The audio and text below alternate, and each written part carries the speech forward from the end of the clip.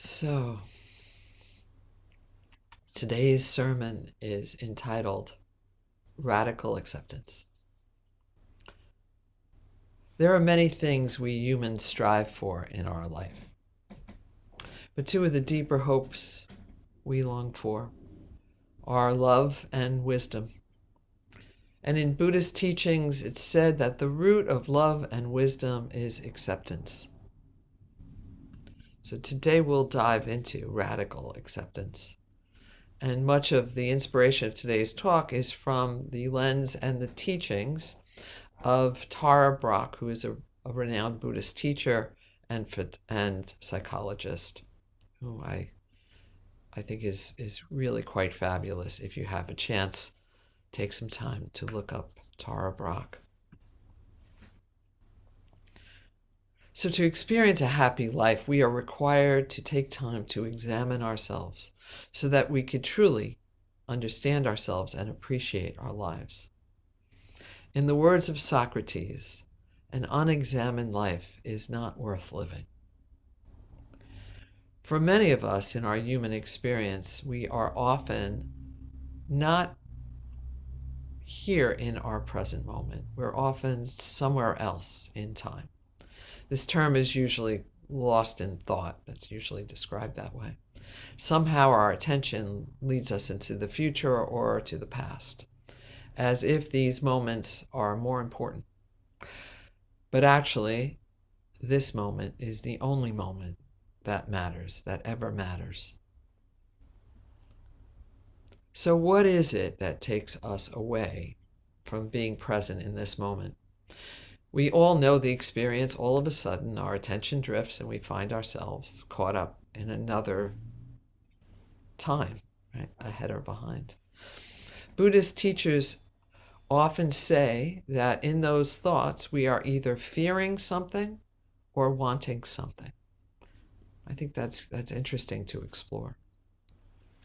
So one of the most common inner experiences that lead to our suffering is that feeling, is a feeling or the feeling that we are inadequate or that we are not good enough. This is also known as a sense of unworthiness. Tara Brach refers to this as the trance of unworthiness. And we can identify a trance as a state when we're not fully conscious. So the thing about this trance of unworthiness is that it is not based in truth. It is based in illusion. And this is pointed to in so many experiences and so many spiritual teachers. They share this in their experiences, and you'll also see this experience of that trance in many religious texts. I had a yogi instructor whose name was Rudrani, Rudrani. She founded the World Yoga Center in New York City. Rudrani is amazing. She's now in her 80s, and she continues to teach yoga and mindfulness meditation with astounding expertise. World Yoga Center, New York City. Rudrani would teach us that. I might not be quoting her perfectly here, so I just want to have that disclaimer. But the essence of part of her teaching was that we have an inner critic that resides within us. And if we are not aware, it will direct us to a sense that something is wrong with us. And we can easily fall into that illusion of unworthiness. We could see this if any of us spend time with teenage girls in our culture these days. I mean, it's always been difficult to be a teenage girl, as I remember myself, and I'm sure most of you women here could raise your hand to say that was not an easy part of your life, right? But now, wow. Young people compare themselves with the illusion of images across their photoshopped social media. As many of you are aware, I had a very long career as a Photoshop artist, and having retouched celebrities, very high-end fashion and skincare for 30 plus years, I am intimately familiar with that illusion that is perpetrated in advertising and media. Images we see are extensively altered, and it's no wonder that we may feel not worthy enough.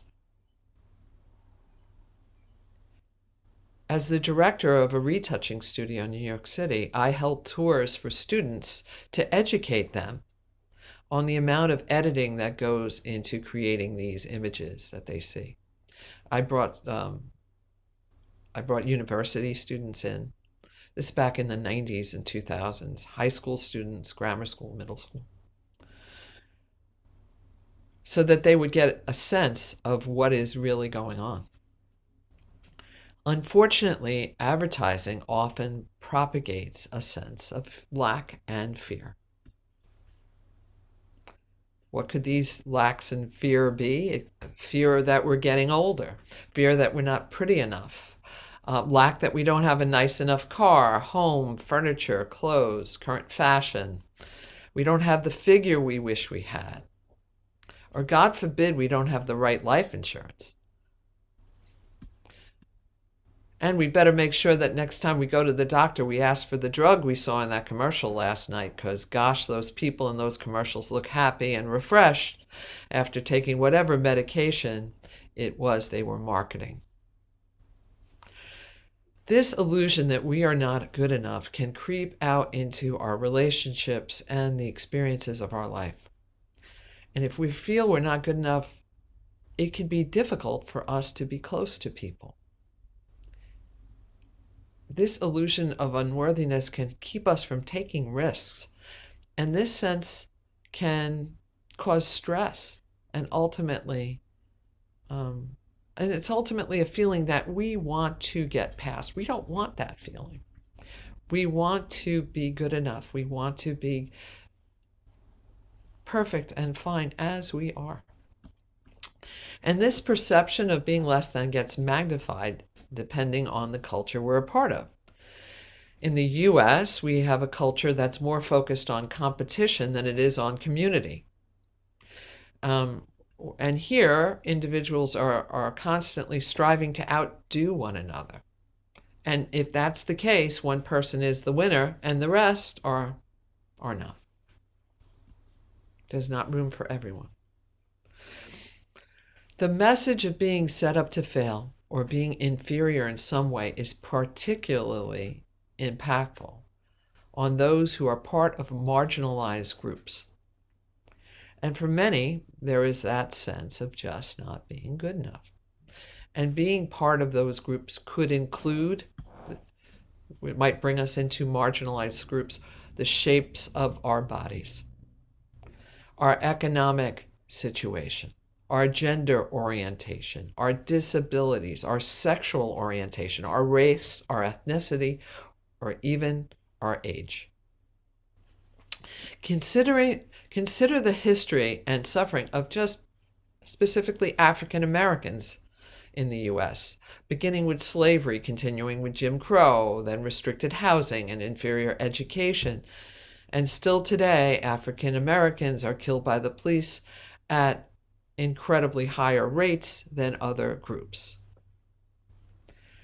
For those of us who are in these marginalized groups, there is a need to intentionally change the narratives, not just outside in the world around us, but within ourselves.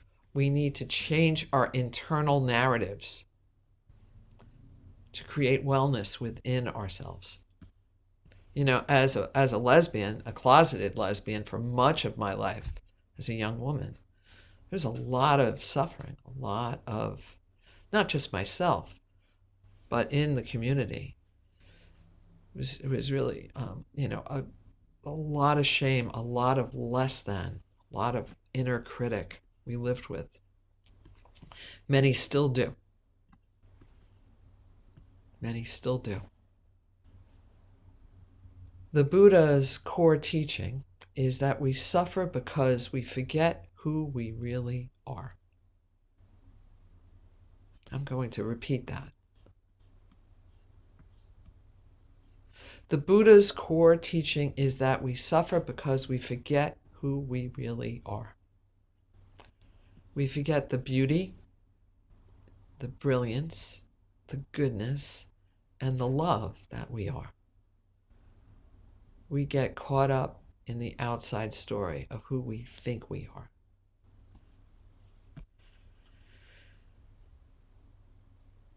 Do any of you sometimes notice you're judging yourself or you are criticizing yourself? Are you familiar with that critic within?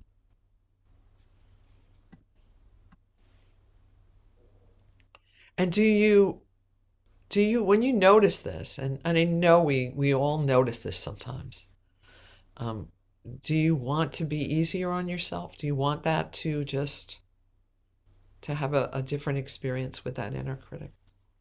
Well, most of us do. We want to honor and fully appreciate our lives, ourself, and our existence. We long not just for inner acceptance in the world outside, we long for inner acceptance. The spiritual path is really about remembering and reconnecting to the essence of who we really are, our true selves. But how do we do it? How do we wake up from this illusion of being less than?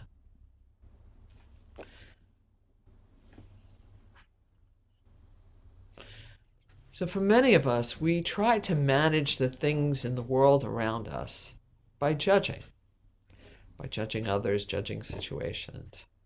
And it's a way to make ourselves feel better. It's the normal way that many of us experience life. So I see Newton's third law, the law of action and reaction, as a spiritual truth. And I believe this is the wording of it. For every action, there's an equal and opposite reaction.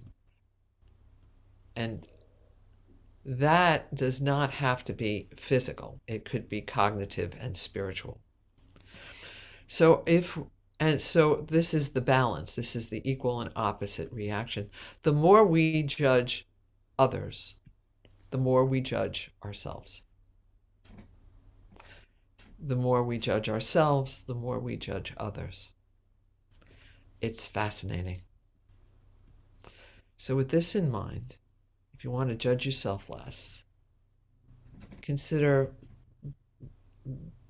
developing your awareness of when that judge is popping up for other people and tone it down a little. As you judge others less, you will automatically judge yourself less.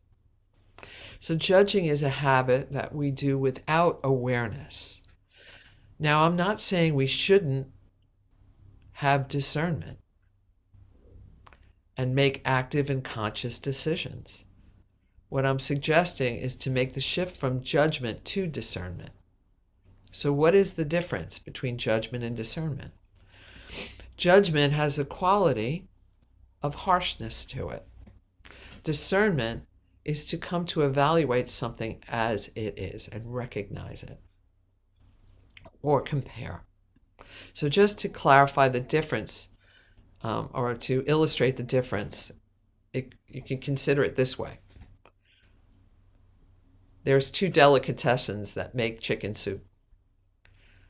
You could say, I don't prefer the way they make chicken soup at that deli. I prefer this deli. That's discernment. Judgment is, those idiots at that other deli make rotten chicken soup. So we know the sense, right? We know. So as human beings, we are aware of the part of ourselves that generates our own suffering. We generate this. And this aspect of us looks for opportunities to criticize ourselves or those in our surroundings. So unfortunately, when we allow that aspect to take control, we begin to experience discomfort within ourselves. This discomfort is the signal. It can be the signal for us to pay attention. When we notice it, that's our opportunity to reflect on what's causing those feelings and whether they align with our best selves or not. So my suggestion might be to try checking in with yourself. Much of the time we avoid checking in because that's where our discomfort is. So we'd rather put on the TV or do something else rather than look inside. But something miraculous happens when we meet our discomfort within, when we meet it head on. Being aware of your thoughts is the most powerful tool you could use to bring awareness and acceptance into your life. Actually, not just your life, but into the relationships you have with others. Now, you don't have to wait till you're having a feeling of discomfort to check in. You could begin your day with a check-in. And what might that check-in look like for you? Perhaps you could enjoy a cup of coffee or tea while gazing out the window at the world outside. Take in the movement of the leaves blowing in the wind or the sound of birds chirping. And just take that time to allow yourselves to be just present in that moment. And when you're present in the moment, that's when you can notice how you are feeling inside. You can ask yourself if you're feeling discomfort, and if so, where are your thoughts going? And is it possible to choose to think about whatever it is that's causing you discomfort a little differently? Perhaps more gently, whether it's towards yourself or towards an outside source. It takes a few minutes to do something like this, to pause every day or when you're feeling that discomfort, but it can make a big difference. So in the Buddhist practice of developing awareness, we look at this process as having two wings. One wing is the wing of mindfulness that allows you to be present without judgment for what's going on inside you. And the other wing is the wing of tenderness and compassion, to do it with tenderness, to do it with kindness towards yourself. And if so, to move that also with others. Carl Rogers, the psychologist, said, "It wasn't until I accepted myself just as I was that I was free to change." It wasn't until I'm going to repeat this, it wasn't until I accepted myself just as I was that I was free to change. That in other words, that this acceptance, this recognizing of what's going on deep within you with unconditional tenderness is the prerequisite to change. Now, I'm saying this because, I'm talking about being gentle with yourself or being, less judgmental of yourself. And yes, sometimes there's qualities within ourselves that we want to change, or we would have preferred that we didn't do something in a certain way. But if we could approach ourselves with some kindness and maybe some forgiveness for the being imperfectly human, we can make new choices. And it's through that tenderness and that acceptance of ourselves that we could consciously make shifts. In my research of radical acceptance and listening to all these different teachings from Tara Brach, she shared a story. And this is it. She said, a woman she shared a story of let me try to get this out. She shared this story. A woman described being with her mother while her mom was dying. Her mom was in a coma. And at one moment, her mother just woke up. And when she woke up, she was very lucid. And she looked in her daughter's eyes and said, "You know, all my life, I thought there was something wrong with me." And she shook her head. And she laid back down. And those were her last words. So, and the woman shared that it was kind of a gift. It was a sort of a gift because it made it clear that we could go through decades. And like, how many moments can we miss of living and of loving and of enjoying beauty, enjoying life, when we're wrapped up in thinking that we need to be different, that we are falling short in some way.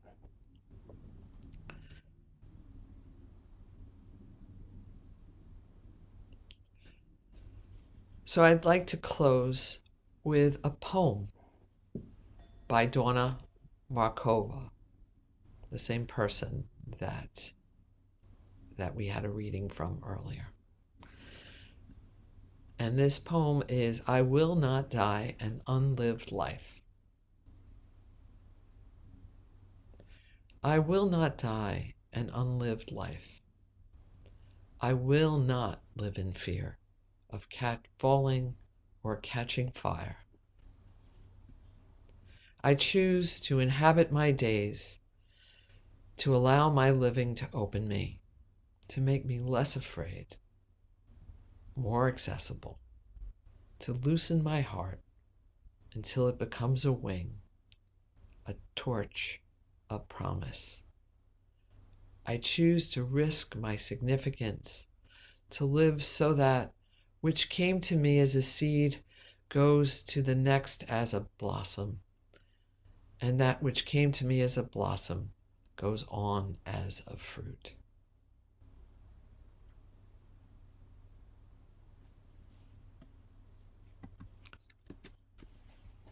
May we accompany each other on this path and remind ourselves and each other of the beauty that we all are.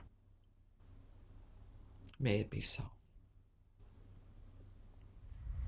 If you like this video, please like us on YouTube, subscribe to our YouTube channel, and click on the bell to be notified whenever we post a new video. Thank you.